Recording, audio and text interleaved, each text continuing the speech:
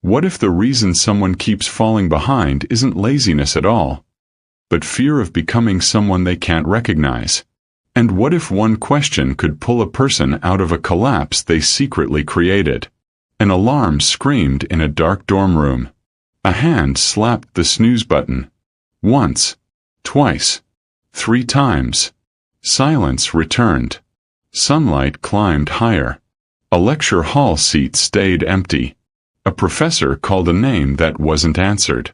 Across campus, a student named Caleb Morgan rolled over and buried his face in a pillow, pretending the world didn't exist.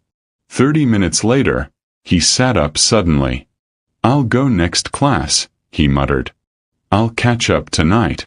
He said that yesterday too. At Northbridge University, everyone knew Caleb. Not because he worked hard, but because he didn't need to. In high school, tests came easy. Teachers praised him. He once scored the highest entrance exam result in his district without studying.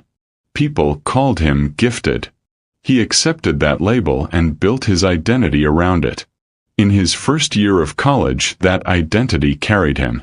He attended lectures when he felt like it, skipped when he didn't, read notes the night before exams, passed just enough to stay comfortable. He told his roommate, "I don't need to grind like these guys. I'm just wired differently." His roommate laughed. "Must be nice." Caleb smirked. "It is." By junior year, the material got harder. Professors moved faster. Assignments stacked. But Caleb's habits stayed the same. Week 1, he attended every class, took neat notes, promised himself this semester would be different. Week 3, he skipped 1 lecture, then 2, then half the week. Week 5, he sat in the cafeteria scrolling through his phone while his backpack held unopened textbooks. A friend waved at him. "You coming to applied physics today?" Caleb shrugged. "I'll check the slides later." There were no slides. Week 8 arrived with midterms. Caleb opened his laptop at 11 p.m., eyes wide, pulse racing. He flipped through pages he barely understood. "This is fine," he whispered. "I always pull it off." Morning came. Exam paper landed on his desk. Questions looked foreign.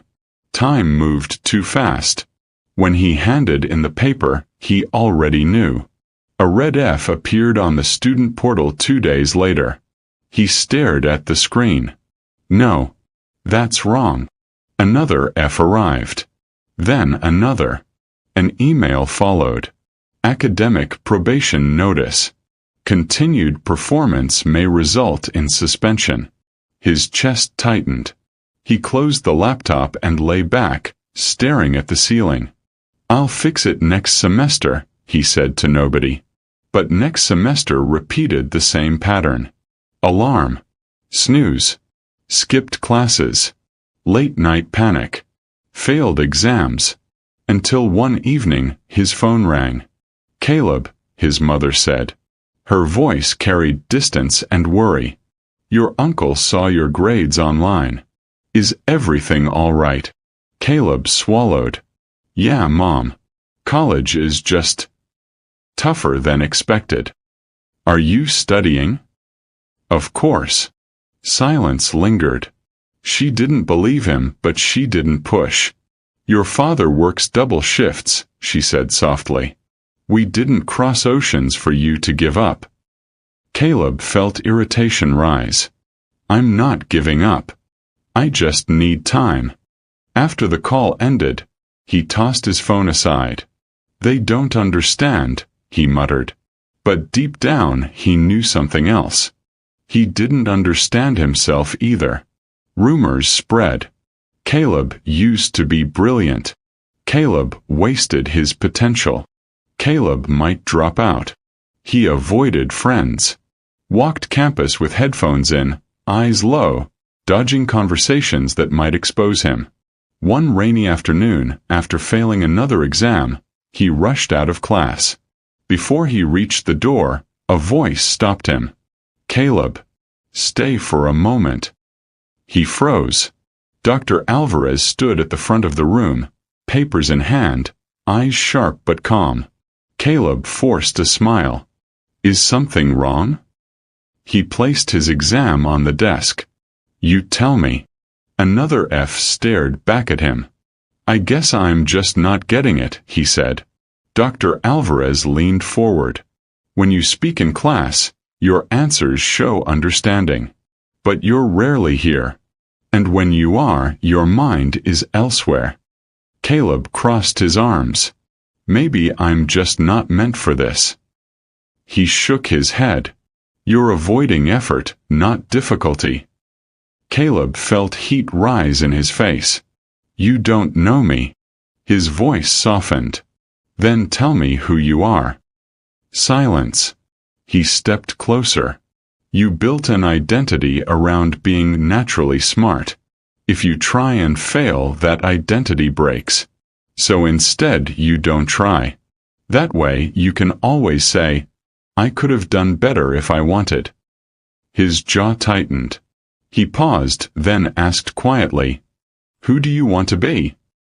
The question hit like stone. Caleb opened his mouth, closed it again. Dr. Alvarez handed him the exam.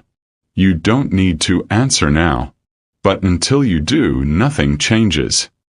He walked out into the rain. Students laughed under umbrellas. Music drifted from dorm windows. None of it reached him. Who do you want to be? He walked across campus, shoes soaked, hoodie pulled tight. Memories surfaced. His parents packing suitcases. His father lifting heavy crates at work. His mother practicing a new language at night. All for him. He entered his dorm and sat at his desk. Notebook open. Blank page. Pen in hand. He whispered, Who do I want to be? His hand shook. Slowly he wrote, I want to be someone who doesn't give up on himself. He stared at the sentence. Something shifted. He set his alarm for the morning. And for the first time in years, he said aloud, I'll show up. He didn't know if he could change everything. But he could change tomorrow. And tomorrow was enough. The alarm rang. His hand reached for snooze. He stopped. Sat up. Feet hit the floor. 10 minutes later, he walked into class. Late. Breathless. Embarrassed. But present. He slid into a seat. Dr. Alvarez glanced up and gave a small nod. No praise. No smile. Just recognition. That night, he opened his textbook. Not for hours. Just 15 minutes. The next day, he attended another lecture. Another 15 minutes of study. Then 20. Then 30. Some days he failed. He overslept. He skipped. He felt the old voice whisper, You're faking this. But another voice answered, I'm someone who doesn't give up on himself. Weeks passed. He raised his hand in class, asked questions, stayed after lectures. One afternoon, he sat in Dr. Alvarez's office. I'm trying, he said. I don't know if it's enough. He looked at him. Trying is who you are becoming. Keep going.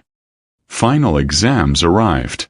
The night before his toughest test, he felt panic rising. Old habits screamed at him to give up. He whispered, Just show up. Exam morning came. Paper in front of him. Questions familiar. Not easy. But understandable. When he handed in the exam, he didn't know the grade. But he knew he fought. 2 days later, he opened the portal. C+. He stared. Then he laughed. Quietly. Shaking. Not because it was high, but because it was earned. He called his mother. Mom, he said. I passed. Her breath caught. Caleb, I'm proud of you.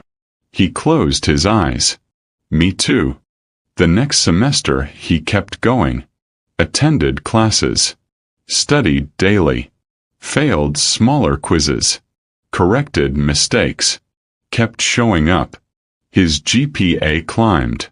2.4, then 3.1, then 3.6. Senior year arrived. He walked across campus with confidence he never faked. He wasn't the gifted guy anymore. He was the guy who stayed. One day, Dr. Alvarez approached him. "We need a teaching assistant next term," he said. "Would you consider it?" Caleb blinked. "For this class?" "The same one you nearly failed," he said. "Yes." He smiled.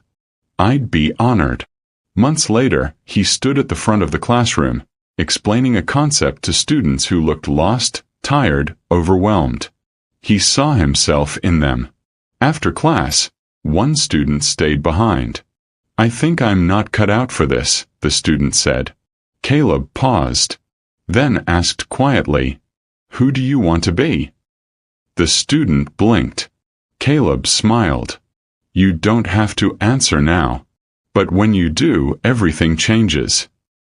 Graduation day came. Cap gown. Parents in the crowd with tear-filled eyes. Caleb's name echoed through the hall. He crossed the stage. Not as the gifted kid. Not as the failure. But as someone who didn't give up on himself.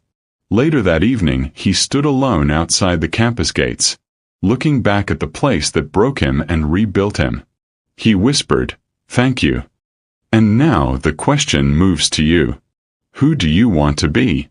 Not tomorrow. Not next year. Today. If this story spoke to you, take a moment to write your answer somewhere real. Let it guide your next decision. And if this video moved you, help this channel reach more people who need this reminder. Tap the like button, subscribe for more stories that change perspectives, and drop a comment telling me your answer to one question. Who do you want to be? Because the moment you answer honestly, everything starts to change.